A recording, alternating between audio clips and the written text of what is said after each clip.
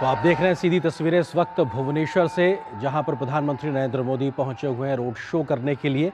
और अपने आप में आज के दिन की अगर बात की जाए तो प्रधानमंत्री तेलंगाना और महाराष्ट्र में थे और उसके बाद उन्होंने वहां पर 3 चुनावी रैलियों को संबोधित किया और अब शाम में भुवनेश्वर पहुंचे हैं। और हम जानते हैं उड़ीसा में विधानसभा चुनाव भी होने और ऐसे में ये बेहद महत्वपूर्ण है। और प्रधानमंत्री अब जब उड़ीसा पहुंचे हैं तो ऐसे में 2 दिन का उनका दौरा है। आज रात्रि विश्राम भी प्रधानमंत्री उड़ीसा में ही करेंगे और कल उड़ीसा में वो 3 जनसभाओं को संबोधित भी करेंगे। तो अपने आप में बहुत कुछ दांव पे है उड़ीसा में, जहां पे लोकसभा सीटों की बात की जाए, साथ ही साथ राज्य विधानसभा के चुनाव भी उड़ीसा में होने हैं और अपने आप में बेहद महत्वपूर्ण। और उड़ीसा की अगर बात की जाए तो चौथे दौर में यहाँ पर वोटिंग होनी है और ऐसे में कल यहाँ पर प्रचार शाम को थम जाएगा। उससे पहले प्रधानमंत्री का धुआंधार प्रचार की ये तस्वीरें और ये बड़ी संख्या में लोग पहुंचे हुए हैं भुवनेश्वर में प्रधानमंत्री नरेंद्र मोदी को देखने के लिए।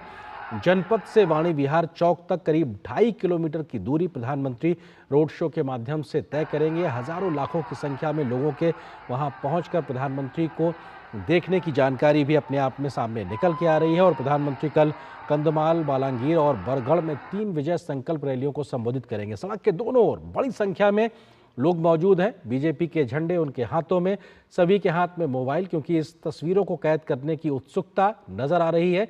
विशेष गाड़ी पे एक तरीके से प्रधानमंत्री मौजूद हैं, उनके साथ में राज्य के तमाम बड़े नेता भी साथ में मौजूद हैं जो कि रोड शो का शिरकत कर रहे हैं। और प्रधानमंत्री के साथ में हम देख सकते हैं, क्योंकि उड़ीसा की अगर बात की जाए तो पिछले आम चुनावों में उड़ीसा में लगातार बीजेपी का प्रदर्शन बेहतर होता रहा है, लेकिन और बेहतर करने के लिए, राज्य की सियासत में और ज़मीनी पकड़ को मजबूत करने के लिए प्रधानमंत्री खुद बीजेपी और एनडीए की ओर से, ये देखिए पुष्प वर्षा साफ तौर से दिखाई पड़ी प्रधानमंत्री के स्वागत के लिए। किस प्रकार से पलक पावड़े बिछाए बैठे हुए लोग हैं, पुष्प वर्षा कर रहे हैं। और कई इस पूरे 2.5 किलोमीटर के इस रोड शो में कई ऐसे मंच भी तैयार किए गए हैं जहां पर विशेष तौर पर उड़ीसा की सांस्कृतिक धरोहर और विरासत को एक तरीके से वहां पर उसका प्रदर्शन किया जा रहा है। बड़ी संख्या में बीजेपी के लोग और आम लोग पहुंचे हुए हैं प्रधानमंत्री की एक झलक को देखने के लिए।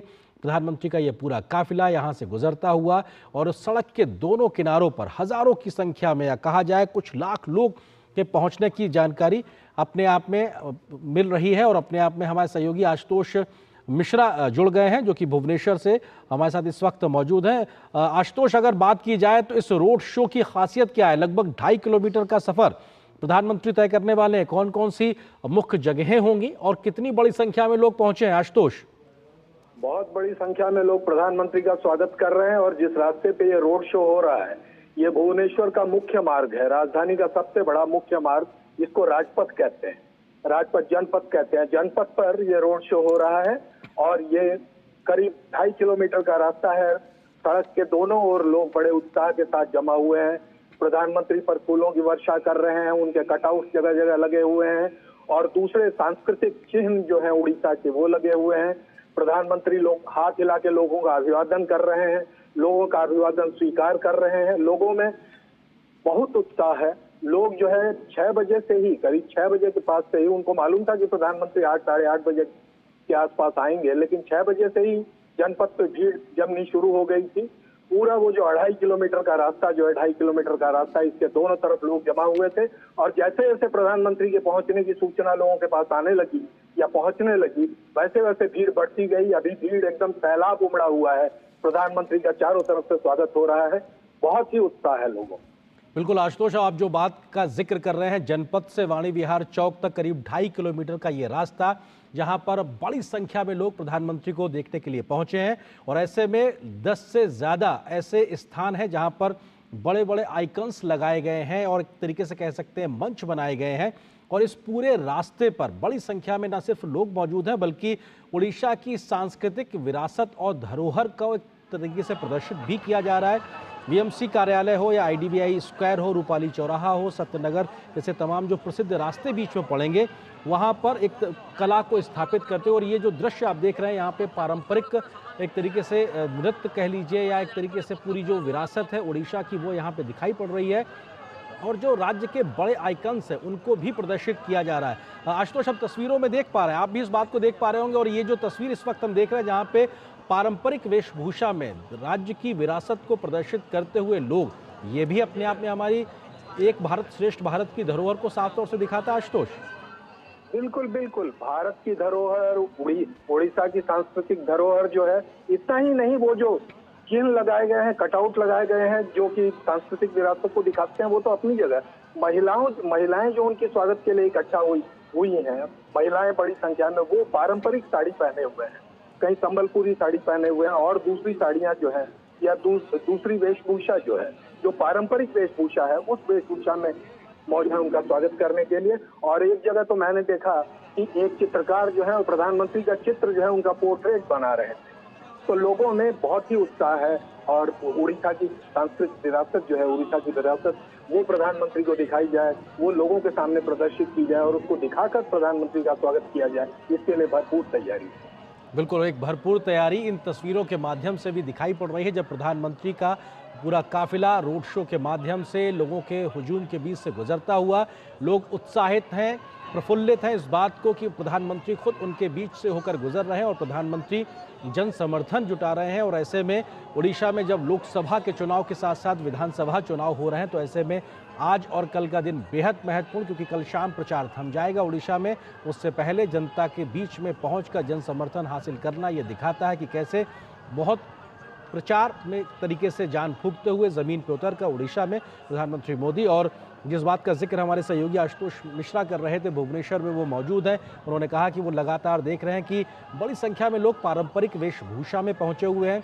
बहुत से जगह ऐसे आइकन्स के पोस्टर्स लगाए गए हैं, मंच सजाए गए हैं जहां पर लोग पारंपरिक वेशभूषा में पहुंचे हैं। तो लोक नृत्य और वाद्य जो यंत्र है उनका भी एक तरीके से एक प्रदर्शन देखने को मिलेगा आशुतोष, क्योंकि जो जानकारी निकल के आ रही थी उसमें आपने महिलाओं का भी जिक्र किया। तो महिलाएं जो पारंपरिक वेशभूषा में पहुंची हैं, पशापाला जो एक पारंपरिक साड़ी की एक विधा एक तरीके से कहलाती है, इस प्रकार की जो और परंपरागत वेशभूषा है उसमें सज धर कर महिलाएं पहुंची है। तो ये भी अपने आप में एक उत्साह आम लोगों का दिखाता है कि आज एक मौका है अपने उड़ीसा को, एक संस्कृति को दुनिया के सामने प्रस्तुत करने का। आशुतोष।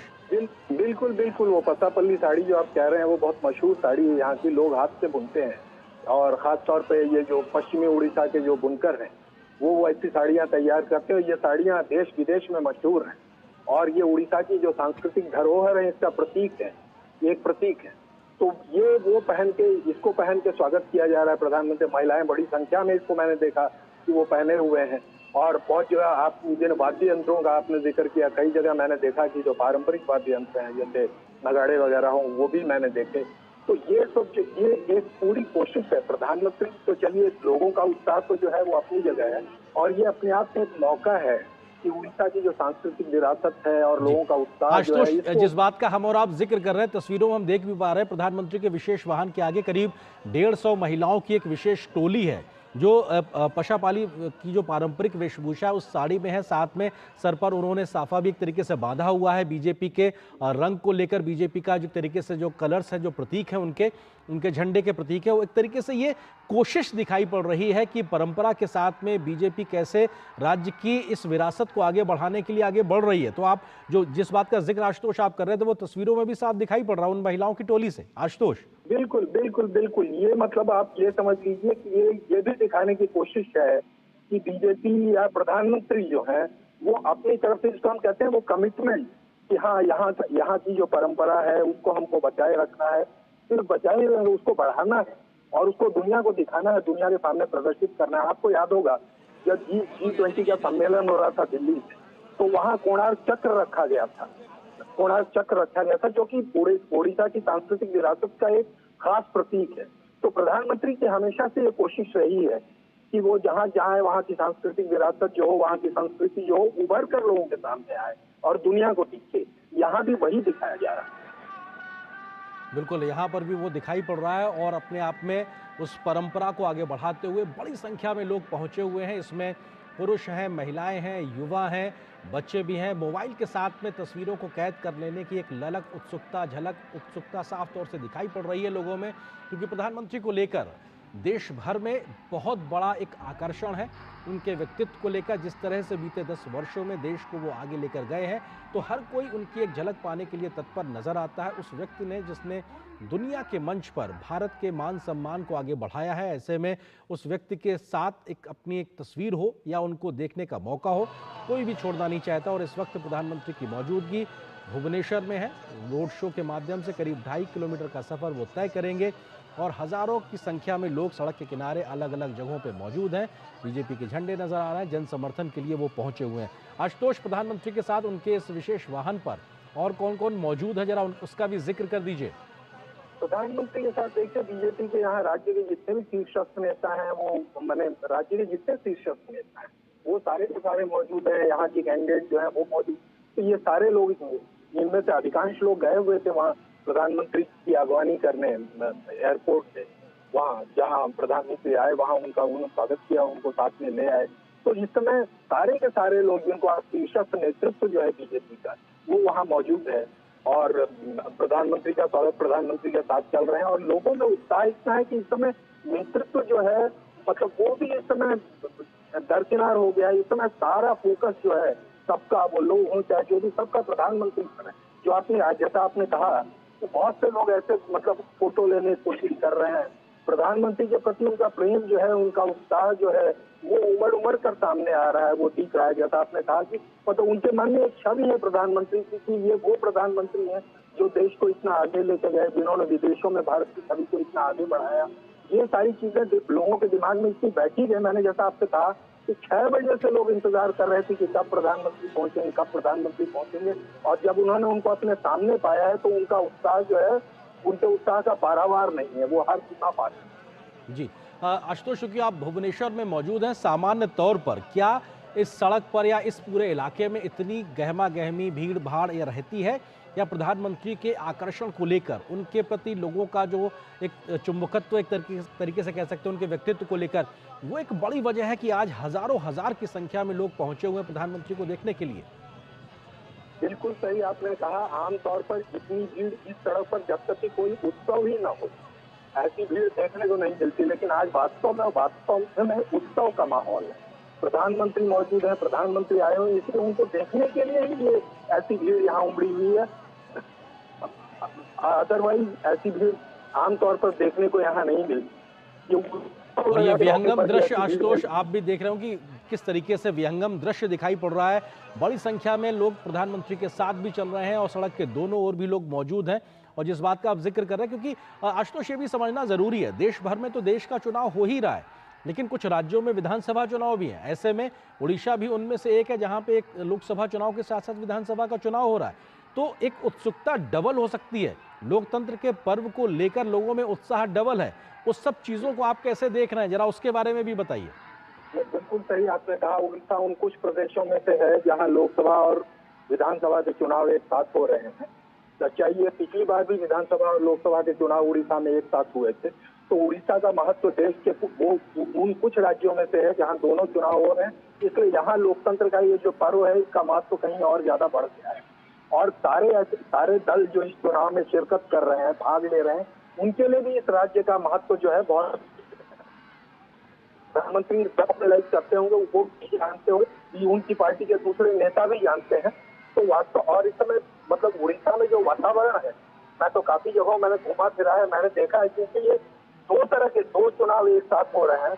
और लेकिन चुनाव में अगर इश्यूज को आप देखें, मामलों मुद्दों को देखें, तो वो विधानसभा का चुनाव हो चाहे लोकसभा का चुनाव हो, मुद्दे प्राय एक जैसे। और सबसे बड़ा मुद्दा है प्रधानमंत्री की इमेज, प्रधानमंत्री की छवि।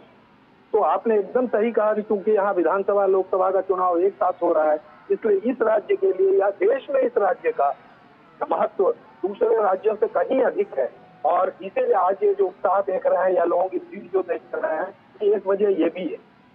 बिल्कुल, और ये उत्साह शायद डबल भी नजर आता है, क्योंकि यहाँ दो चुनाव हैं, लोकसभा के विधानसभा के, लेकिन ये विहंगम दृश्य भी अपने आप में बहुत कुछ कहानी बयां करता है। बड़ी संख्या में लोगों की मौजूदगी, महिलाओं की वो टोली जो नाचते गाते और एक तरीके से शंखनाद करते हुए बीजेपी के पक्ष में आगे बढ़ रही है। 150 महिलाओं के आसपास की टोली जो पारंपरिक पशापाली जो साड़ी है उसमें मौजूद है, सर पर उन्होंने बीजेपी का साफा है, हाथ में बीजेपी के लिए समर्थन के लिए झंडा है और ऐसे में वो आगे महिलाओं की एक टोली है। उसके बाद प्रधानमंत्री का विशेष जो एक तरीके से वाहन है उस पर वो मौजूद है और लगातार दोनों सड़क किनारे की ओर प्रधानमंत्री का जन समर्थन जुटाने की कोशिश है। जो भी व्यक्ति किसी भी ओर खड़ा हो, किसी को निराश ना होना पड़े, प्रधानमंत्री की ये कोशिश होती है, चाहे वो दाईं ओर हो चाहे वो बाईं ओर हो। कई बार लोग सड़क के किनारे बने हुए, चाहे वो व्यावसायिक प्रतिष्ठान हो या फिर घर हो, उनकी छतों पे, छज्जों पर, बालकनी में होते हैं, उनकी ओर भी प्रधानमंत्री सीधे तौर से मुखातिब होते हैं। भले ही सीधा संवाद ना हो, लेकिन जिस प्रकार से चेहरे की भाव भंगिमाओं से, एक हंसी के माध्यम से उनके अभिवादन को वो स्वीकार करते हैं, वो सीधे कनेक्ट करता है लोगों को। यहाँ प्रधानमंत्री तक मेरी बात पहुँच गई, यहाँ प्रधानमंत्री को जो स्वागत के लिए हमने उनको कहा वो उन तक पहुंच गया। और ऐसे में आज देखा जाए तो प्रधानमंत्री का दिन भर धुआंधार प्रचार देखने को मिला है आशुतोष, क्योंकि ये भी बहुत ज़रूरी है इस बात को देखना कि प्रधानमंत्री आज 3 चुनावी रैलियां करते हैं, उसके बाद इस वक्त 2.5 किलोमीटर के आसपास का लंबा रोड शो कर रहे हैं। उनकी ये ऊर्जा, इसको लेकर भी आमतौर पर हमने देखा है जन सामान्य में चर्चा रहती है। उड़ीसा में किस प्रकार की बातें प्रधानमंत्री की इस ऊर्जा को लेकर होती है, कुछ उसके बारे में भी कहिए। नहीं, एकदम सही आपने कहा है। मैं लोगों से बातचीत भी कर रहा था, लोग भी यही कह रहे थे कि देखते हुए रोड शो करके आ रहे हैं, देश भर में अलग अलग जगहों पर प्रचार करके आ रहे हैं, लेकिन उन लोग उनकी जो शक्ति है, उनकी जो ऊर्जा है, उनका जो स्टेमिना है, उसकी लोग दाद दे रहे थे कि देखिए इतना सब करने के बाद। और कहीं भी उन्होंने लोगों को निराश नहीं किया है, कहीं भी ऐसा नहीं हुआ कि नहीं उन्होंने कहा कि नहीं मैं यहाँ आऊंगा और वहाँ नहीं गए। उन्होंने हमेशा कोशिश की है कि अगर उन्होंने कोई वायदा किया तो वो पूरा किया। मैं सिर्फ चुनावी वायदों की बात नहीं कर रहा हूँ, मैं कैंपेन वायदों की भी बात कर रहा हूँ। अगर उन्होंने कहा कि कहीं वहां पहुंचेंगे और ऐसे साथ पहुंचेंगे, तो जिस समय पे उन्होंने कहा उस समय पर पहुंचे और जरूर पहुंचे। आप जो ऊर्जा की चर्चा की बात, इसकी बहुत चर्चा लोग, हर आदमी चर्चा कर रहा था कि देखो मैंने ये एक समय था, तो इतना उत्साहित है हमसे मिलने के लिए, ये करता लोगों पर प्रचार करते हैं, फिर भी हमसे मिलने के लिए रोड शो करने के लिए आ रहे हैं। लोगों में उत्साह था और लोगों में बूढ़ी प्रधानमंत्री जी की ऊर्जा। बिल्कुल आशुतोष, आप जो बात कह रहे हैं उसमें एक चीज़ मैं ये भी जोड़ना चाहूँगा कि उड़ीसा में भले ही एक संवाद के लिए भाषा एक थोड़ा सा एक अंतर भले ही क्रिएट करती हो, बावजूद उसके जो प्रधानमंत्री ने काम किया है उसको लेकर सीधी बात पहुंचती नजर आती है आम जनमानस तक। तभी शायद इस प्रकार का उत्साह और उमंग आम लोगों में, उड़ीसा के आम लोगों में दिखाई पड़ रहा है। क्योंकि अगर आप सीधी बात, अगर आपकी भाषा समान नहीं है, बावजूद उसके आपके अंदर इतना एक उत्साह देखने को मिल रहा है, तो शायद काम है जो कनेक्ट कर रहा है। किस तरह से आप इस बात को देखते हैं? नहीं, बिल्कुल सही कह रहे हैं आप। यहाँ जो है भाषा कोई व्यवधान है ही नहीं। एक तो हिंदी ऐसी भाषा है जिसको उड़ीसा में अधिकांश लोग समझते हैं, लेकिन भाषा वैसे भी कभी कोई व्यवधान यहाँ रही नहीं। जहाँ तक प्रधानमंत्री जी की छवि की बात, उनकी छवि ऐसी है कि लोग जानते हैं कि उनका काम बोलता है, उनको जबान से बोलने की जरूरत नहीं, वो जो कहना चाहते हैं उनका काम बताता है। और यहाँ जैसा रोड शो में आप देख रहे हैं, जैसा आपने एकदम सही कहा कि लोगों से सीधा संवाद उनका हो पाए या नहीं पाए, उनकी भाव भंगिमा, उनका लोगों का अभिवादन करने का उनका तरीका जो है वो इतना अच्छा है कि लोगों के अपने आप वो कर उनका फर्क वो जो अपने आप हो जाता है। तो ये अपने आप में उनका काम बोलता है, लोग उनके काम की प्रशंसा करते हैं। बिल्कुल, काम बोलता है, लोग उनके काम की प्रशंसा करते हैं। आशुतोष, आप हमारे साथ बने रहिए लगातार, और हमारे साथ में हमारे वरिष्ठ सहयोगी विनोद मिश्रा जी भी इस वक्त जुड़ गए। उनसे भी हम इस पूरे रोड शो को लेकर, या कहा जाए इस वक्त की सियासत या राजनीति की गर्माहट को लेकर भी बात करते हैं। विनोद जी, क्योंकि रैलियों में सीधा संवाद एक तरीके से होता है शब्दों के माध्यम से, लेकिन रोड शो की संवाद शैली अपने आप में अलग है। प्रधानमंत्री लगातार हम देख रहे हैं कि जब दिन भर वो रैलियां करते हैं तो शाम को कमोवेश हर दिन या हर दूसरे दिन वो किसी न किसी राज्य में, शहर में रोड शो के माध्यम से जनता से कनेक्ट करते हैं। रोड शो की इस शैली को लेकर आप किस तरह से देखते हैं, जनता से कनेक्ट करने को लेकर प्रधानमंत्री की इस पूरी प्रयास को, कोशिश को, इस पूरे चुनाव के बीच में? विनोद जी। देखिए, सबसे इम्पोर्टेंट चीज है, अभी आप जो लोग डिस्कस कर रहे थे, मैं सुन रहा था तो उसका भी, और आप लोग डिस्कस कर रहे थे कम्युनिकेशन को लेके, भाषा को लेके। हमें ये जानना जरूरी है कि इस देश में प्राइम मिनिस्टर मोदी इस दौर के सबसे बड़े कम्युनिकेटर है, और जिसको अगर कम्युनिकेटर कहते हैं तो लैंग्वेज। विनोद जी, आपको रोकना चाहूंगा, तस्वीर जो इस वक्त आ रही है उस पर लिखा हुआ है abrogation of article 370 and 35A, यानी कि जम्मू कश्मीर से 370 और 35A का हटना, उसका एक मंच बना हुआ है। कश्मीर की पारंपरिक वेशभूषा में महिलाएं और बच्चे नृत्य कर रहे हैं भुवनेश्वर की सड़क पे। ये भी अपने आप में एक बड़ा संदेश है। विनोद जी।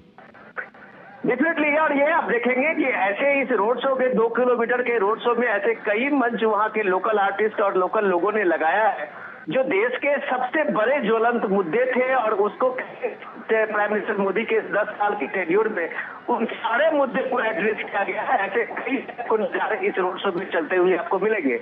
लेकिन सबसे इंपॉर्टेंट चीज जब हम लोग आज डिस्कस कर रहे थे तो ये बात समझने की जरूरत है कि प्राइम मिनिस्टर मोदी इस देश के सबसे बड़े कम्युनिकेटर है, जिनका संवाद पूरब से लेके पश्चिम और उत्तर से दक्षिण, इसमें भाषा का कोई ऐसा ये नहीं है कभी बाधा जो प्राइम मिनिस्टर को कम्युनिकेशन करने में कभी दिक्कत हुई हो। इसलिए मैं कह रहा हूँ कि जब एक बड़ा कम्युनिकेटर होता है, जब वो दिल से किसी के लिए बात करता है, तो चाहे वो तमिलनाडु में प्राइम मिनिस्टर का आप रोड शो देखें, या कन्याकुमारी में आप रोड शो देखें, या कर्नाटक में आप रोड शो देखें, या केरल में आप रोड शो देखें, या फिर नॉर्थ ईस्ट के किसी तरह में आप रोड शो देखें, हिमाचल में रोड शो देखें, प्राइम मिनिस्टर का कनेक्ट आम लोगों से एक जैसा ही होता है।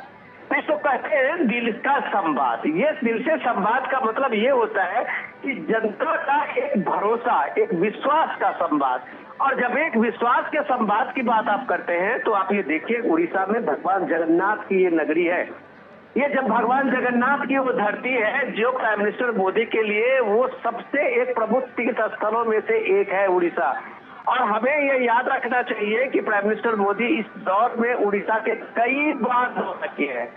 आज ये चुनावी मौसम में दौरा करना, रोड शो करना एक अलग बात है, लेकिन जब डेवलपमेंट की बात हो, इंफ्रास्ट्रक्चर की डेवलपमेंट की बात हो, उड़ीसा के अलग अलग क्षेत्रों के विकास की बात हो, तब प्राइम मिनिस्टर की जब आप देखते हैं सिंसियरिटी और वो चीजें लोगों ने देखा है।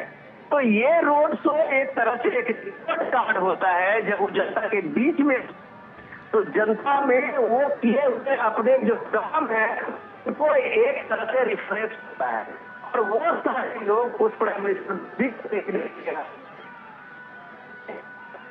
विनोद जी, आपकी आवाज़ बहुत बेहतरी से हम तक नहीं आ रही। आशुतोष मिश्रा भी हमारे साथ लगातार भुवनेश्वर से जुड़े हुए हैं। आशुतोष, क्योंकि हमने देखा तस्वीरों में एक मंच पर कश्मीर का 370 हटना, 35A आर्टिकल का हटना, ये भुवनेश्वर में मंच के माध्यम से, बीजेपी के माध्यम से ये कोशिश की गई। वहाँ की सियासत के लिहाज से, क्योंकि ये राष्ट्रीय चुनाव है, उस लिहाज से कितना बड़ा और अहम एक मसला अपने आप में दिखाई पड़ रहा है आशुतोष आपको? वो जो आर्टिकल 370 की बात कर रहे हैं वो तो पूरे देश का मसला है, और मतलब यहाँ भी जो लोग हैं वो इस मसले से आपको पता, हाल में एक फिल्म आई वो आर्टिकल 370 पे, वो यहाँ भुवनेश्वर में लगी थी, बहुत लोगों ने उसको देखा, और उस फिल्म के बाद से इसको इसलिए पे चर्चा और ज्यादा बढ़ी। और मैं आपको बताऊं कि ये जब हटा था भुवनेश्वर में, विशेषकर जो बुद्धिजीवी वर्ग है, बुद्धिजीवी वर्ग में इसकी, और लोगों ने प्रधानमंत्री की इस बात के लिए दाद दी कि इनके पहले ये मसला बहुत दिनों से बना हुआ है, कश्मीर का मसला बना हुआ था, लेकिन इसको कोई प्रधानमंत्री सॉल्व करने की, हल करने की हिम्मत नहीं कर रहा।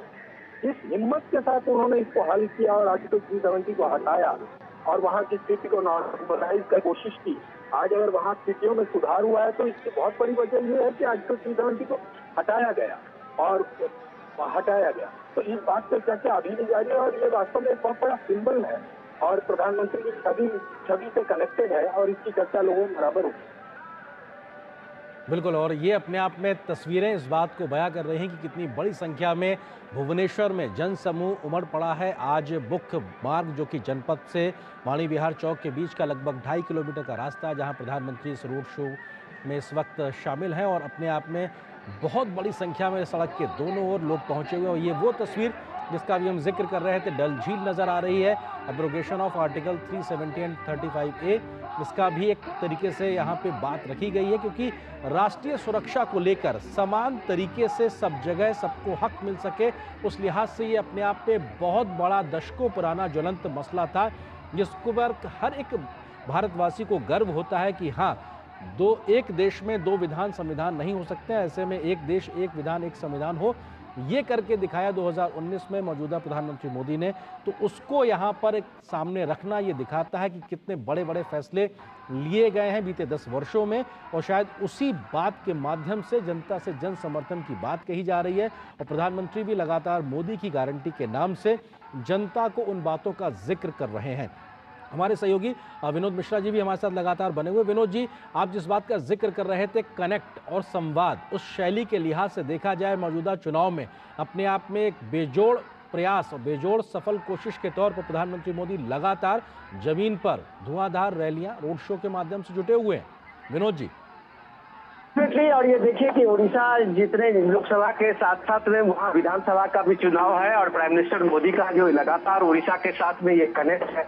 और जो ये आप कम्युनिकेशन की बात करते हम लोग इस बात को देखें कि आज का जो रोड शो है वो एक तरह से ये पब्लिक के बीच में एक जन समर्थन का एक सैलाब आप दोनों का साथ में देख रहे हैं भुवनेश्वर के साथ पहुंचे। और जब ये इसका सैलाब अपने नेता के लिए देखते हैं तो आप अंदाजा लगा सकते हैं कि उस नेता की अपनी पहुंच, और वो कम्युनिकेशन की जब बात हम लोग कर रहे थे तो उसमें डायरेक्ट लोगों से किस तरह का संवाद बना है ये भी हम साफ तौर से देखते हैं। बदले हुए नजारे में आप देखिए कि इस बार 2024 के चुनाव में आते आते लोकसभा और विधानसभा के चुनाव में सीधा अगर आप वहाँ मुकाबला देखें तो बीजेपी और बीजेडी के बीच में है। वहाँ कांग्रेस इस बार अपने एग्जिस्टेंस के लिए ही लड़ते हुए दिख रही है। मुकाबला सीधा बीजेपी और बीजेडी के बीच में है, और ये बीजेपी और बीजेडी के बीच में जो ये चुनाव है तो बीजेपी के लिए इस बार एक मौका है।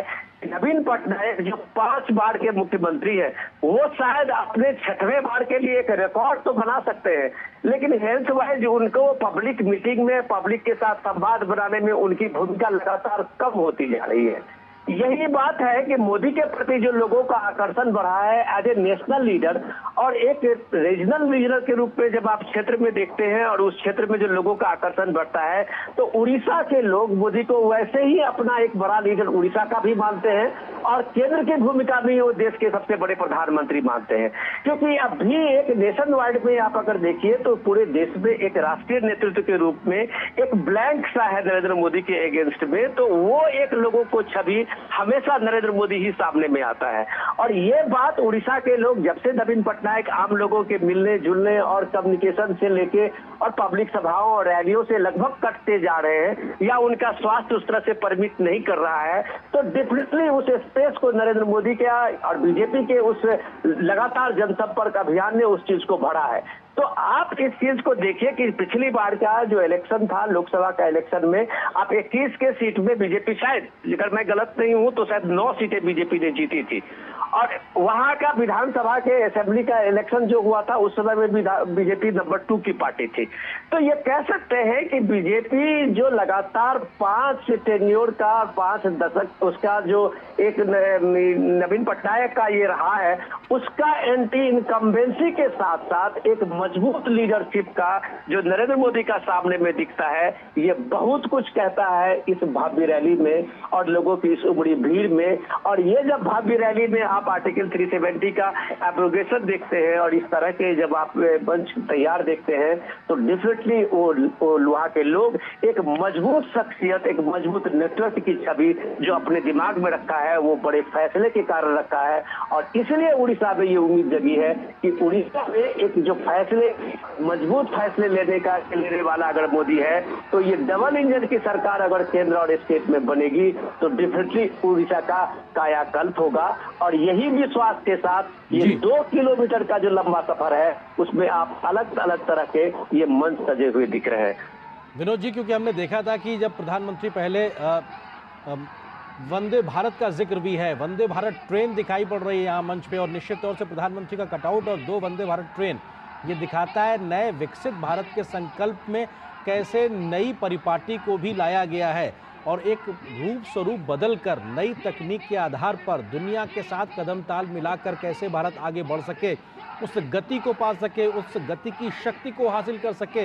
इसीलिए गति शक्ति के माध्यम से जो नई व्यवस्थाएं हैं उसमें भारत तेज गति से आगे बढ़ रहा है, और इसीलिए वंदे भारत ट्रेन का एक तरीके से मंच पे दिखाया गया कि कैसे आज देश को वंदे भारत के नेटवर्क के माध्यम से जोड़ा गया है। विनोद जी, क्योंकि ये बहुत ज़रूरी है, जो 10 साल का काम है शायद वो एक तरीके से दिखाया जा रहा है यहाँ पे तमाम अलग अलग मंच के माध्यम से। 21 कमल खिलाने, ये एक बड़ी चुनौती के तौर पर कहा जा सकता है बीजेपी के लिए उड़ीसा में। तो वहाँ साथ ही साथ 147 सदस्यों वाली विधानसभा का चुनाव भी है। ऐसे में कल 3 रैलियां हैं। क्या बड़ी बात है प्रधानमंत्री मोदी की गारंटी के तौर पर रख सकते हैं? क्योंकि हमने देखा जब पहले उड़ीसा पहुंचे थे तो उन्होंने कहा था कि अगर हमारी सरकार बनती है तो 5 वर्षों में राज्य को नंबर 1 बना देंगे उड़ीसा को। संसाधनों की कमी नहीं है, बस नियत के साथ आगे बढ़ना, डायरेक्शन देने की जरूरत है, जो कि बीजेपी करके दिखाएगी। विनोद जी, देखिए भाई, ये बात हमें समझनी पड़ेगी कि ये जितने आप एक डेवलपमेंट के प्रोजेक्शन और यहाँ पे जो कटआउट देखते हैं और इस तरह के मंच सजे हुए देखते हैं, डेफिनेटली बीजेपी का अपने संकल्प यात्रा के साथ ही ये अभियान हुआ था। और बीजेपी के संकल्प यात्रा में अगर आप विकसित भारत संकल्प को लें तो उसमें सिर्फ डेवलपमेंट, इंफ्रास्ट्रक्चर डेवलपमेंट और वहाँ का जो सबसे जो बेसिक चीजें थी लोगों के सामने में, और वहाँ जिस तरह से उड़ीसा जैसे गरीब स्टेट में जो सोशल वेलफेयर स्कीम हो, या प्रधानमंत्री कल्याण योजना हो, प्रधानमंत्री आवास योजना हो, ये सारी चीजें एक तरह से बीजेपी के लिए शो केस था जिसको वो प्रेजेंट कर सकते थे। लेकिन अचानक जब आप ये देखिए कि जिस दौर में इलेक्शन का ये कैंपेनिंग शुरू हुआ, अगर नेशन स्टेट पूरे नेशनल में देखिए, राष्ट्रीय परिप्रेक्ष्य में, तो आप उसके बाद देखिए कि पूरे तरह से इस पूरे इलेक्शन के नैरेटिव्स को इंडिया गठबंधन ने बड़ी तरह चालाकी से चेंज किया और वो विकास के मुद्दे पे और डेवलपमेंट के मुद्दे पे बजाय बात करने का सीधे सीधे नैरेटिव को संविधान खतरे में है, लोकतंत्र खतरे में है, भला भला ये सारे मुद्दे लेके उन्होंने इस नैरेटिव को बताना शुरू किया। क्योंकि उनका ये इंटेंशन था कि जो पब्लिक अगर देश के दुनिया के किसी भी डेमोक्रेटिक कंट्री में, मुझे लगता है कि आज नरेंद्र मोदी या पहला प्राइम मिनिस्टर होंगे जो तीसरी बार लोगों के बीच में खड़े हैं और इतना बड़ा समर्थन, इतनी बड़ी जो जनसंपर्क अभियान पीएम ने अभी पूरे देश में ये किया हुआ है, चाहे वो तमिलनाडु हो, चाहे वो केरल हो, चाहे वो आप झारखंड के स्टेट में चले जाइए, आप बिहार चले जाइए, यूपी चले जाइए, मध्य प्रदेश चले जाइए, राजस्थान चले जाइए, ये रोड शो का ये नजारा और ये उभरती और ललकती भीड़ आप सब जगह एक ही जैसा देखेंगे। और वो जो विश्वास है, वो जो भरोसा है, वो प्राइम मिनिस्टर का वो काम है जो लोगों में इस बात का संदेश दिया कि जो कहा तो किया। बिल्कुल, हमारे सहयोगी आशुतोष मिश्रा भी हमारे साथ में भुवनेश्वर से जुड़े हुए हैं। आशुतोष, क्योंकि विरासत भी, विकास भी इस संकल्प या कहा जाए इस मंत्र के साथ में हमने देखा लगातार प्रधानमंत्री अपने काम को आगे रखते हैं और किस तरीके से लोगों से कनेक्ट करते हैं, और वही आज हमको दिखाई पड़ रहा है। चाहे पारंपरिक वेशभूषा हो, चाहे परंपरागत नृत्य हो, परंपरागत वाद्य यंत्र हो, उन सबको भी प्रदर्शित किया गया है। तो साथ ही साथ कैसे उनका एक रिपोर्ट कार्ड बीते 10 वर्षों का प्रधानमंत्री के तौर पर रहा है, उसके बड़े फैसले और विकसित हो रहे भारत के तमाम चीज़ों को साफ तौर से प्रदर्शित किया गया है। आप किस तरह से इस बात को भुवनेश्वर, उड़ीसा में बैठ के देख रहे हैं कि जहां पर विरासत के साथ विकास भी, परंपरा के साथ कैसे तकनीक को जोड़ा जाए, उस दिशा में आगे बढ़ता हुआ भारत दिखाई पड़ रहा है। जनमानस के मन में इस बात को लेकर क्या कुछ बातें हैं?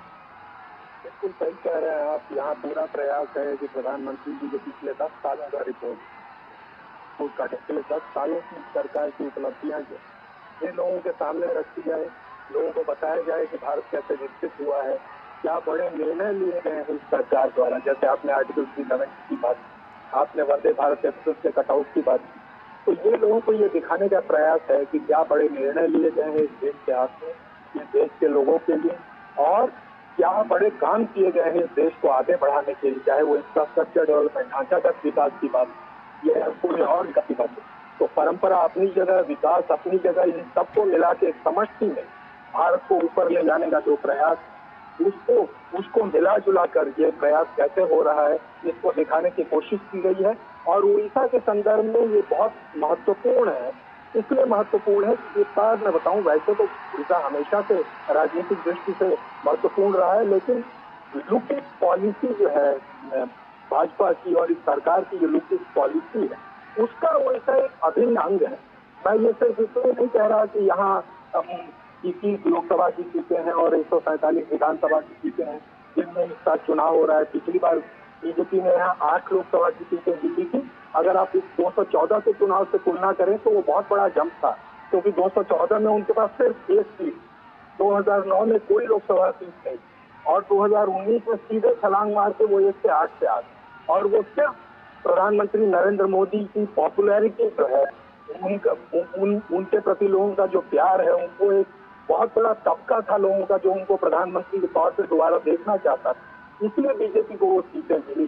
तो इस बार बीजेपी या इस प्रधानमंत्री जी के लिए, प्रधानमंत्री देखिए उन्होंने बरहमपुर में उस दिन उनकी पहली चुनावी रैली हुई, वहां प्रधानमंत्री ने सीधे सीधे लोगों का आह्वान किया कि आप डबल इंजन की सरकार बनाने में हमारी मदद करें, उड़ीसा में हमको एक मौका दें, हम भारत को विकसित करके उड़ीसा को भारत का नंबर 1 राज्य बना के दिखा दें। तो ये प्रयत्न हमेशा से उनका रहा है, और आज जो आप इस रोड शो में देख रहे हैं, ये इस प्रयत्न को दिखाने कि क्या करेंगे प्रधानमंत्री, क्या करेंगे अगर सरकार आएगी, अगर सरकार बन जाए यहाँ, ये इसको दिखाने का एक प्रयास। बिल्कुल आशुतोष, क्योंकि ये जो रोड शो चल रहा है थोड़ा सा इन किन किन रास्तों से, किन किन प्रमुख जगहों से होके गुजर रहा, थोड़ा सा इसके बारे में भी बताइए, और क्या उनके महत्व है उस जगहों के, या उन कुछ खास पड़ने वाले जगहों को अगर कोई खास महत्व है तो उसको लेकर आप कुछ कहना चाहेंगे? नहीं, बिल्कुल मैं आपको बता दूं, जैसे मैंने ये बताया है कि आप ये भुवनेश्वर का, मतलब इसको आप भुवनेश्वर का राजमार्ग कहिए, जनपद, जिसको हम थॉरोफेयर कहते हैं, सबसे बड़ा थॉरोफेयर ये भुवनेश्वर का है। ये जहाँ से ये भाजपा कार्यालय के पास से ये शुरू हुआ, ये कारवां जो है वहां से शुरू हुआ, उसके बाद राम मंदिर है, इसके ठीक बाद राम मंदिर है, वहां से राम मंदिर से होता हुआ ये आगे गुजरा, उसके बाद रूपाली स्क्वायर है, रूपाली छत है, फिर वहां से आगे वाणी विहार जो यहाँ की यूनिवर्सिटी का मेन कैंपस, वहां जो है यहाँ तक, वहां तक का रास्ता जो है। तो ये मुख्य मार्ग है भुवनेश्वर, आज से नहीं, एक जमाने के लिए भुवनेश्वर का मुख्य मार्ग ये वो मार्ग है जहाँ हमेशा, मतलब जो लोगों को हमेशा से आकर्षित करता रहा है। इसका राजनीतिक महत्व है, इसका सांस्कृतिक महत्व है, और इसीलिए इस मार्ग को चुना गया है प्रधानमंत्री के इस रोड शो के लिए। तो ये हर जगह से जहाँ से गुजरा है वहाँ मतलब ऐसे कटआउट रखे गए हैं, ऐसे चिन्ह रखे गए हैं जो कि सरकार की, या तो सरकार की उपलब्धियों को दिखाएं, या फिर सरकार क्या करना चाहती है उसको दिखाएं, और राज्य की सांस्कृतिक विरासत को दिखाएं। बिल्कुल, विनोद मिश्रा जी भी हमारे साथ लगातार बने हुए। विनोद जी, किस तरह से आप इस बात को देखते हैं कि विरासत भी, विकास भी और जनपद का जिक्र आशुतोष कर रहे हैं, तो जनता के इस पथ से, कर्तव्य पथ का जो मार्ग प्रधानमंत्री ने चुना है, देश के लिए कैसे अमृतकाल में आगे बढ़ना है, विकसित भारत के संकल्प को आगे बढ़ाना है, 2047 की बात करते हैं, 24/7 काम करते हैं, इन तमाम बातों को आप इस मौजूदा तस्वीरों में किस तरीके से देख रहे हैं आप? देखिए, मैं सुन रहा था, अपने रिपोर्टर आशुतोष जी बता रहे थे, आपने बढ़िया सवाल पूछा था। सवाल ये है कि जो सांस्कृतिक विरासत की बात आप जब कहते हैं कि ये सांस्कृतिक विरासत, तो उड़ीसा में जब आप पुरी में जगन्नाथ की बात करते हैं तो आप ये देखिए कि आपको याद होगा कि पुरी के जगन्नाथ कहते हुए वो भगवान जगन्नाथ की वो पूरी दुनिया में जो फैली हुई उनकी एक शख्सियत है, जगन्नाथ के नाम आप जब कहते हैं तो सीधे सीधे आपको उड़ीसा जहन में आता है। जब आता है तब उसके साथ साथ आपको उस वैष्णव संप्रदाय और वो कृष्ण को मानने वाले वो लगातार पूरे उड़ीसा के साथ चलते हुए पश्चिम बंगाल और बिहार से होते हुए आप ये देखिए पूरे देश के जनमानस में, तो वो एक उसके मानस पटल में है जो उड़ीसा की सांस्कृतिक विरासत है।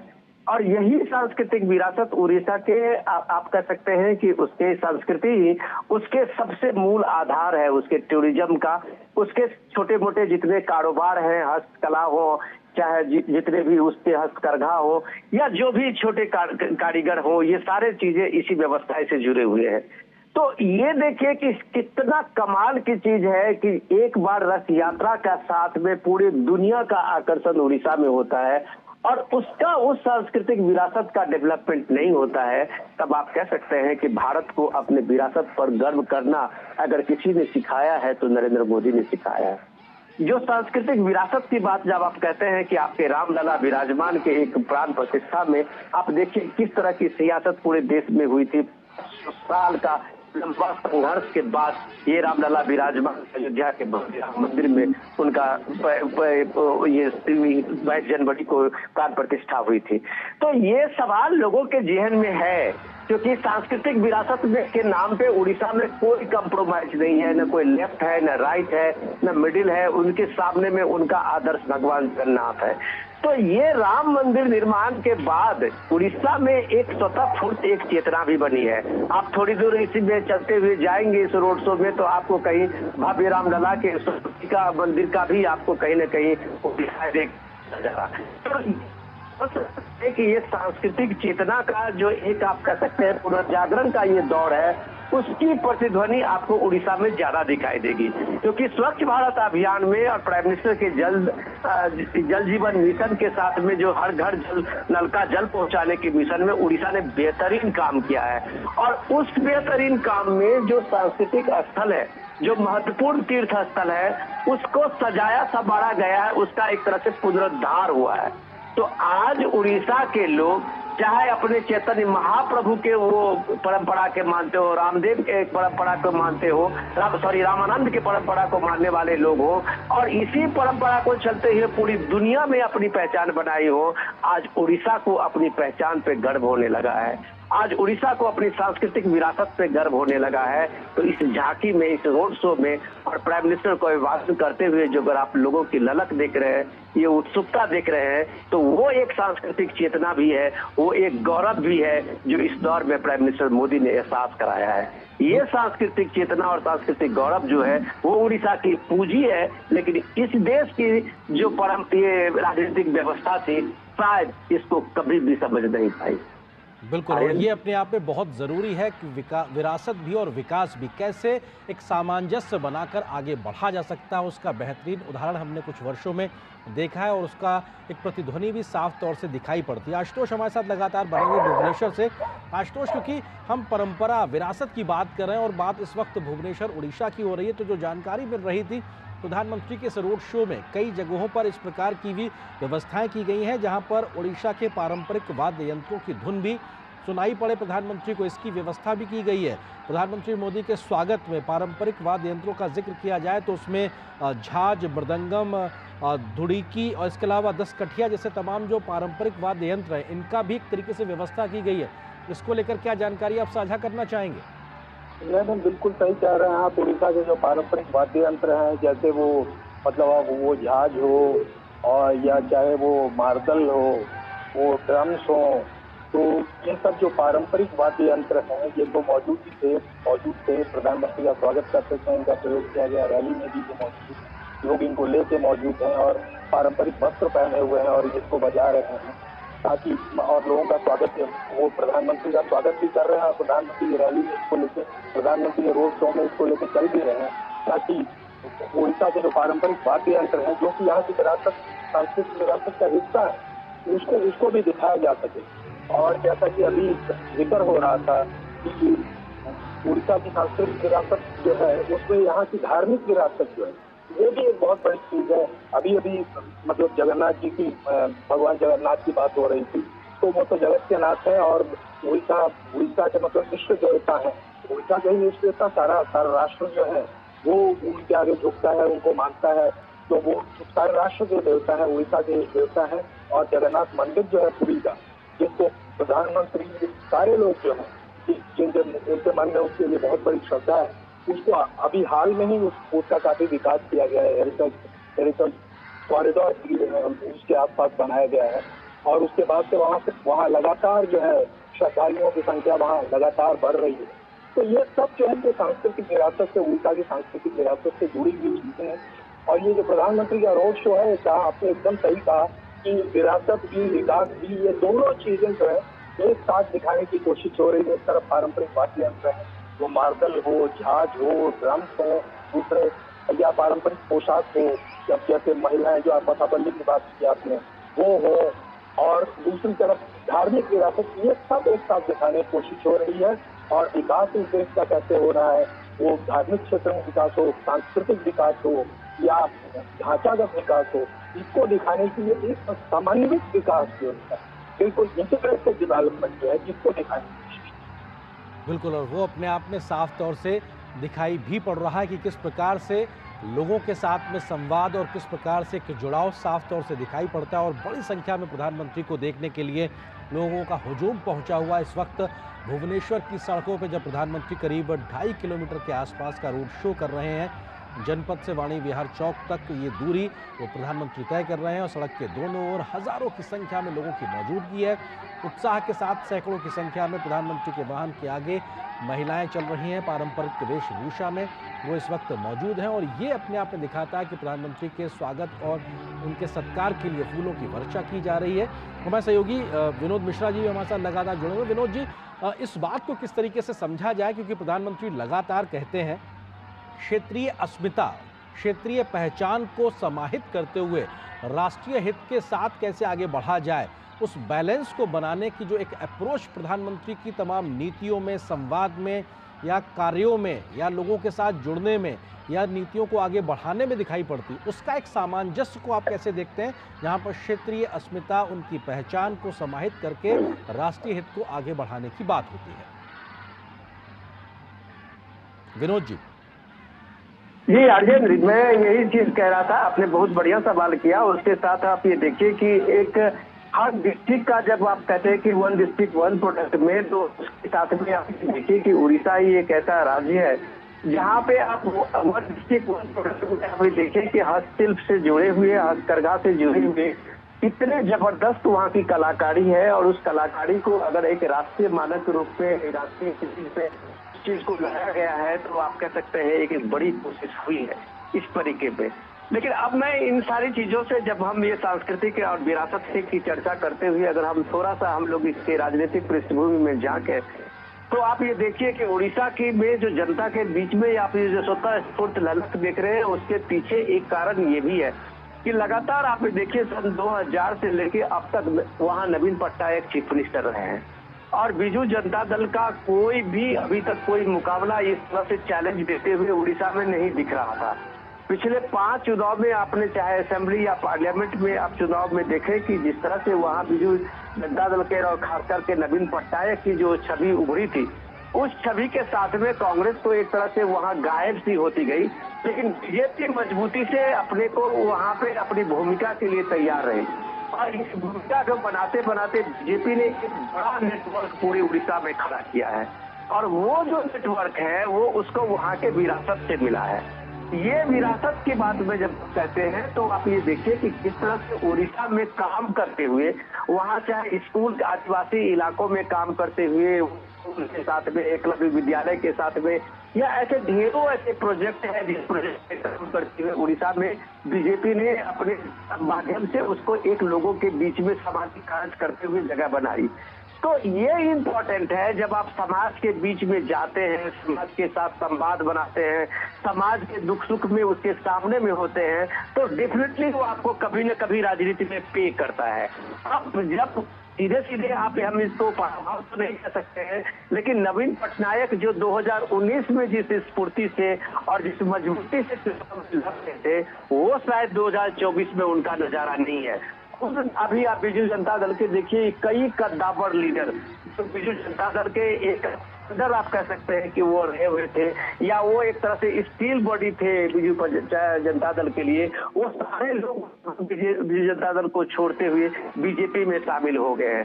तो ये जो अब जो नवीन पटनायक की जो भूमिका है एक टीम के रूप में बीजू जनता दल को अपने कोई इस लड़ाई में सामने में रखा है, लेकिन संवाद के रूप में, पब्लिक से कनेक्ट के रूप में, वहाँ नेतृत्व के रूप में अब नवीन पटनायक की भूमिका नहीं रह गई है। तो ये जो इस बार का जो 2024 की वो चुनौती जो है, वो बीजेपी ने एक बड़ी चुनौती बढ़ाई है बीजू जनता दल के लिए, और ये जो चुनौती है वो बीजेपी को लोकसभा के साथ साथ वहाँ के विधानसभाओं में काफी तेज दे रहा है। तो आप ये एक बात, हम इस बात को हमें समझने की जरूरत है कि बीजेपी इस बार उड़ीसा में बहुत अच्छा कर रही है। वो अच्छा करने के पीछे बीजेपी की एक लगातार कोशिश की है। अब आप देखिए हमारे महामहिम राष्ट्रपति भी वहाँ उड़ीसा से आते हैं, तो उस ट्राइबल इलाके से आते हैं जहाँ आप इसको कल्पना नहीं कर सकते थे कि जिस इलाके में कभी कोई बच्ची, कभी कम से कम आदिवासी बच्ची स्कूल जाती होगी, वहाँ उतनी अपनी मेहनत से, अपनी लगन से महामहिम जो हमारी राष्ट्रपति है वो किस तरह से वहाँ संघर्ष करती रही है, और उसके बाद वो शिक्षिका भी बनती है स्कूल की, और उसके साथ साथ अपने सामाजिक कार्यों से बीजेपी के साथ जुड़ती भी है, और वहाँ मंत्री भी रहती है।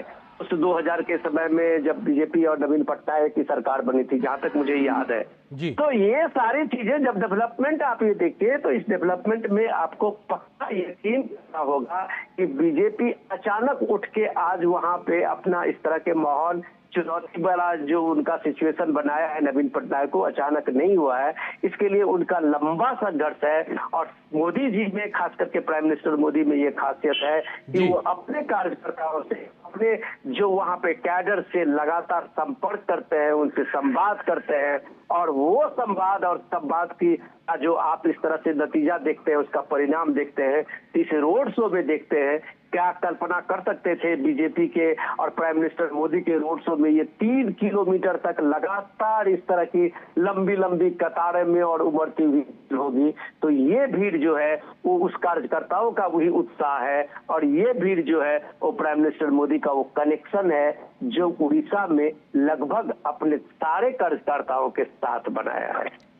आशुतोष मिश्रा भी हमारे साथ लगातार बने हुए। आशुतोष, क्योंकि जो बात विनोद जी कह रहे हैं उसको आप किस तरह से देखते हैं? हर दिन नया होता है और हर चुनाव अपने आप में नई प्रकार की परिपाटी का होता है। 2014-19 के बाद 24 में जब हम बात कर रहे हैं तो देश के बड़े क्षेत्रीय क्षत्रपों की जब बात होती है तो नवीन पटनायक का नाम निश्चित तौर से आता है। उन्होंने लगातार राज्य को एक तरीके से नेतृत्व दिया है बीजेडी के माध्यम से, लेकिन मौजूदा समय में चुनाव से पहले जैसे उनके साथ बड़े बड़े उनके सिपह सालार उनका साथ छोड़कर बीजेपी के साथ खड़े हुए हैं, ये क्या कहानी बयां करता है? जिस प्रकार से विनोद जी नीतियों का जिक्र कर रहे हैं तो जो जमीन तक पहुंची है उसको आप किस तरह से वहां पे मौजूदा हालात में देख पा रहे हैं? महामहिम राष्ट्रपति के माध्यम से एक आदिवासी महिला का देश के सर्वोच्च पद तक पहुंचना, ये भी अपने आप में दिखाता है कि किस प्रकार की स्थितियां परिस्थितियां अपने आप में बदली हैं। इन तमाम फैक्टर्स को आशुतोष आप किस तरीके से देखते हैं 2024 की चुनौती में? नहीं, वो आप एकदम सही कह रहे हैं कि जहाँ तक महामहिम राष्ट्रपति का सवाल है वो तो हम सबके लिए गर्व का विषय है और खुशी का विषय है। एक आदिवासी महिला जिन्होंने इतना संघर्ष किया, वो यहाँ मंत्री रही, यहाँ की राजनीति में सक्रिय रही, शिक्षिका रही और उनका अपना जीवन जो है उसमें बहुत सी त्रासदियां रही, जीवन बहुत संघर्षमय रहा। ऐसी महिला अगर देश के सर्वोच्च पद पर जाती है तो ये सिर्फ उड़ीसा के लिए नहीं, सारे भारतवर्ष के लिए बल्कि सारे विश्व के लिए गर्व का विषय है कि ऐसी महिला भारत की राष्ट्रपति और उनको बीजेपी ने, उनको सरकार ने चुना, उनको बढ़ावा दिया, उनको वो उस पद पर पहुंची। अपने आप में हम सबके लिए गर्व का विषय है, भारत के लिए गर्व का विषय है, उड़ीसा के लिए गर्व का विषय है और ये इसमें कोई पार्टी की कोई बात नहीं है। मुख्यमंत्री जी ने खुद इसको बड़े गर्व का विषय बनाया, तो ये सबके लिए गर्व का विषय है, ये अपनी जगह। और दूसरी जगह ये सच है कि 2000 से आज तक शासन लगातार करते आ रहे हैं नवीन पटनायक और इनमें से 2 टर्म जो मतलब 2000 से 2004 और 2004 से 2009 ये जो है ये एक कोलिशन गवर्नमेंट थी बीजेपी भाजपा के साथ। और उसके बाद 2009 में ये चुनाव के ठीक पहले ये कोलिशन टूट गया और उसके बाद से वो अलग अलग चुनाव लड़ते रहे, लेकिन मुख्यमंत्री वो 2000 से लगातार रहे। तो ये सच है कि आप 24 साल तक लगातार शासन करते हैं तो कहीं न कहीं थोड़ा बहुत एंटी इनकम्बेंसी फैक्टर जरूर कहीं न कहीं आता है और इस बात का एहसास मुख्यमंत्री जी को और उनकी पार्टी के लोगों को भी हो। और जहाँ तक ये पार्टी कुछ लोगों को छोड़ने की बात है तो एक नंबर 1 ये आया राम गया राम, ये भाजपा से भी कुछ लोगों ने छोड़ा है और जो गए हैं बीजू जनता दल में, बीजू जनता दल से लेकर ज्यादा लोग आए और क्योंकि बीजू जनता दल शासन वाली पार्टी थी तो वहां से जो लोग आए, जैसे कुछ पूर्व मंत्री थे तो ऐसे लोग आए तो उनकी चर्चा ज्यादा हुई। लेकिन ये अपने आप में सच है कि पिछले चुनाव में इस किस्म का दृश्य देखने को नहीं मिला था। तो इस बात इससे एक इम्प्रेशन पैदा हुआ है कि शायद कहीं न कहीं कोई घबराहट है या एंटी इनकम्बेंसी ज्यादा बढ़ी हुई है। वो तो वाकई स्थिति क्या है ये लोग चुनाव का नतीजा आएगा तब सामने आएगा, लेकिन ये अपने आप से सच है कि इस बार कांटे की लड़ाई है। और जहां तक भाजपा का सवाल है, भाजपा जैसा मैंने आपसे कहा कि 2009 में जब दोनों पार्टियां अलग हुई और उन्होंने चुनाव लड़ना शुरू किया तो 2009 में जैसे 2009 के चुनाव के जब नतीजे निकले तो भाजपा के पास विधानसभा में सिर्फ 6 सीटें थी और लोकसभा में कोई थी। उसके बाद भाजपा फिर आगे बढ़ी, 2014 में उनके पास विधानसभा में 7 सीटें आई और लोकसभा की 1 सीट आई। 2019 में उन्होंने बड़ी छलांग मारी और विधानसभा में 23 सीटें आई और वो मुख्य मेन अपोजिशन पार्टी बनी और उनकी लोकसभा की सीटें बढ़कर 8। तो और आप देखिएगा कि भाजपा जैसे जैसे ऊपर गई है, कांग्रेस वैसे वैसे नीचे गई है। मतलब कांग्रेस का डिक्लाइन जो है, नीचे जाना और ऊपर आना, ये प्राय आप देखिएगा तो एक ही अनुपात में है। जिस अनुपात में कांग्रेस गिरी है उसी अनुपात में भाजपा आगे बढ़ी है। जहां तक नवीन पटनायक की सरकार की या उनकी व्यक्तिगत पॉपुलैरिटी का सवाल है, मुझे नहीं लगता कि पिछले दिनों उस पर कोई बहुत ज्यादा प्रभाव पड़ा है। लेकिन ये सच है कि 24 साल के शासन के बाद एंटी इनकम्बेंसी कहीं न कहीं काम करने लगती है और ये उन पर भी थोड़ा बहुत प्रभाव डाल रही है। और दूसरा सवाल ये है कि वो 77 साल के हो, तो उनकी भी उम्र हो रही है। और ये एक ऐसी पार्टी, जैसे बहुत से लोग कहते हैं कि ये वन मैन पार्टी है, वो अगर नहीं रहे तो पार्टी नहीं रहेगी। लेकिन आज तो जहाँ तक नेतृत्व का सवाल है, ये सही है कि मेन वोट कल्चर पार्टी के बनी, लेकिन एक कैडर पार्टी का तैयार हुआ है। ये कैडर अगर कल को नवीन पटनायक नहीं रहे तो क्या स्थिति होगी, ये आज कहना मुश्किल है। लेकिन इस बार लड़ाई कांटे की है और भाजपा ने भी इस चीज को देख लिया है। पिछली बार जो 21 सीटें लोकसभा की 1 से बढ़ के 8 गई और वो मेन अपोजिशन पार्टी बन के विधानसभा में उभरे, तो इस बार उनको लगता है कि कहीं न कहीं उनके लिए एक मौका है, वो सरकार में आए ना, उनके लिए आगे बढ़ा और उनको चुनौती देने का, मुख्यमंत्री को ठीक से चुनौती देने का और अपनी सीटें बढ़ाने का एक मौका है। इसीलिए इस बार प्रधानमंत्री भी अपनी तरफ से पूरा प्रयास कर रहे हैं। ये रोड शो उसका एक उदाहरण है। पिछली बार जैसे मैंने आपसे कहा कि जो 8 सीटें लोकसभा में बढ़ के उनकी हुई थी, वो प्रधानमंत्री की व्यक्तिगत छवि हुई। लोग चाहते थे कि मोदी जी प्रधानमंत्री बने और वही हमारा शहजाद भी है, खुद इस बात को जानते हैं। और ये रोड शो जो है उस इमेज को और शक्तिशाली बनाने का प्रयास। बिल्कुल। विनोद जी भी हमारे साथ में मौजूद है। विनोद जी, आपको लगता है कि जो मौजूदा बीजेपी एनडीए की पूरी रणनीति है, 400 पार का जो नारा है, उसमें जिन राज्यों में संभावनाएं बीजेपी देख रही है अपने विस्तार को लेकर, उनमें उड़ीसा भी एक है, 8 तक की संख्या पहुंची है, 21 कमल खिलाने की एक तरीके से दावेदारी है। तो ऐसे में आप किस तरह से देखते हैं मौजूदा समय में? रोड शो में तो संवाद नहीं है शब्दों के माध्यम से, लेकिन कल 3 धुआंधार रैलियां दिन में कल उड़ीसा में वो करने वाले हैं, कंधमाल, बलांगीर और बरगढ़ में। ऐसे में कौन से बड़े मसले जो इस वक्त लगातार सुर्खियों में हैं, चाहे वो आरक्षण की बात हो, संविधान की बात हो, लगातार प्रधानमंत्री इस बातों पे मुखर तौर पे अपनी बात को रख रहे हैं। और आज भी प्रधानमंत्री ने कहा कि वंचितों के हक का मैं चौकीदार हूं, किसी के माई के लाल में दम नहीं कि वो वंचितों के हक को छीन सके, लूट सके। आरक्षण के मसले को लेकर सीधे तौर पे वो मुखर दिखाई पड़ रहे हैं। आपको लगता है कि यही तमाम बातें कल भी प्रधानमंत्री उड़ीसा की सरजमी से जनता से संवाद में कहते नजर आएंगे? जो आप सवाल उठा कर रहे थे, उसी सवाल को अगर हम समझने की कोशिश करें तो अभी जो उड़ीसा के सिचुएशन में अगर आप देखें, पहले तो हम ये चीज समझें आर्येंद्र की पब्लिक रैलियां और रोड शो में प्राइम मिनिस्टर मोदी का जहां भी पूरे स्टेट के, चाहे चुनाव के समय में हो या चुनाव से पहले का भी रहा हो, प्राइम मिनिस्टर अमूमन वहां पे रोड शो जरूर करते हैं। और रोड शो करने का मतलब सीधा सीधी एक रीच आउट होता है। और reach out in the sense कि जब आप जनता के बीच में जाते हैं, देश के प्रधानमंत्री, इतने बड़े देश के प्रधानमंत्री, 140 करोड़ के देश के प्रधानमंत्री, पूरी दुनिया में इतना पॉपुलर प्रधानमंत्री जब सीधा आपके बीच में खड़ा होता है तो डेफिनेटली जनता में उसका एक आकर्षण होता है। और जब जनता सीधे अभिवादन करते हुए, आंख से आंख मिलाते हुए अपने प्रधानमंत्री को अभिवादन देते हुए वो प्रधानमंत्री का काफिला वो उधर से गुजरता है, तो वो जो एक लम्हा है, आप जब इस रोड शो में जाते हुए लोगों को देखते होंगे कि अपने अपने मोबाइल फोन से तस्वीरें उतारते हुए, वो उनके लिए एक ऐतिहासिक होता है। हम लोग कई बार हम लोगों को भी मौका मिला है इस ऐतिहासिक पल में, ऐतिहासिक क्षण में वहां पे मौजूद होने का, तो देखा है लोगों के चेहरे पे जो उत्सुकता, भाव विह्वलता होती है, वो अपने आप में एक कह सकते हैं कि भारतीय लोकतंत्र की एक नई छवि, एक अलग छवि प्रस्तुत करती है। रही बात जब आप जिस राजनीति की बात कर रहे थे, उस राजनीति में समझने की जरूरत है कि वहां एक तरह से कांग्रेस ने पूरे उड़ीसा में जो अपना उनका बेस था उसको खो दिया था।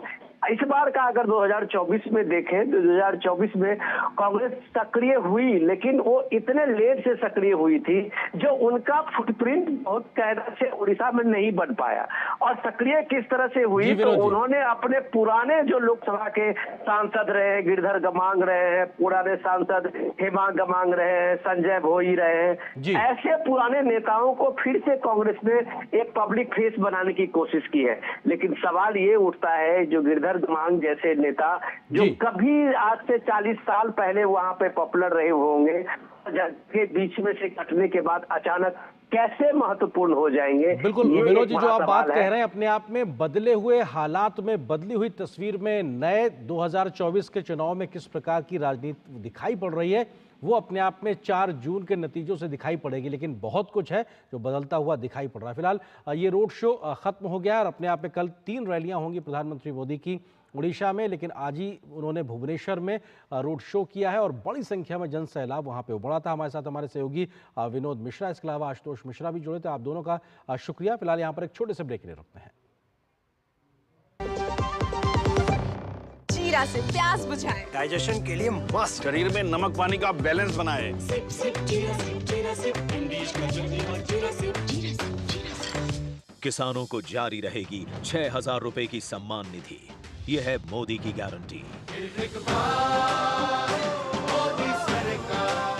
मेरे पापा का लाखों का हेल्थ इंश्योरेंस क्लेम पूरा रिजेक्ट हो गया। फिर मुझे